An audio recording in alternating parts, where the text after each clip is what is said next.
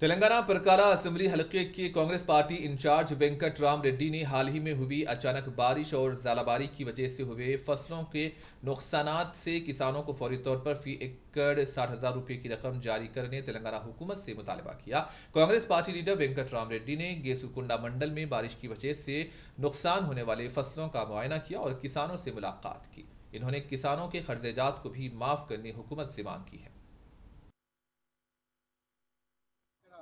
Government తరఫున రాష్ట్ర ప్రభుత్వం తరఫున రైతు బీమా కూడా చేయకుండా రైతులను ఈరోజు ఇంత పెద్ద నష్టానికి మీరు గురి చేసినందుకు మీ తక్షణమే ప్రతి రైతుకు 2 లక్షల రూపాయల రుణం ఇచ్చి వడ్డీ లేని రుణాలు ఇవ్వాలని చెప్పి కాంగ్రెస్ పార్టీని డిమాండ్ చేస్తున్నాం. అదేవిధంగా పంట నష్టం కూడా ఎకరానికి 60,000 రూపాయల చొప్పున మీరు కేటాయించాలి. ఎందుకంటే ఇంత బడ్జెట్ మీ దగ్గర ఉన్నప్పుడు రైతులను ఆదుకోవాల్సిన బాధ్యత మీది.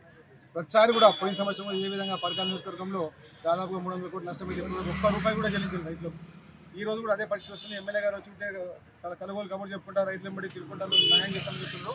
మేమేమంటున్నాం అంటే మీరు కట్టిన ఈ రైతు వేదికలు కాదు, రైతు సమస్యలు కాదు, మీరు వచ్చి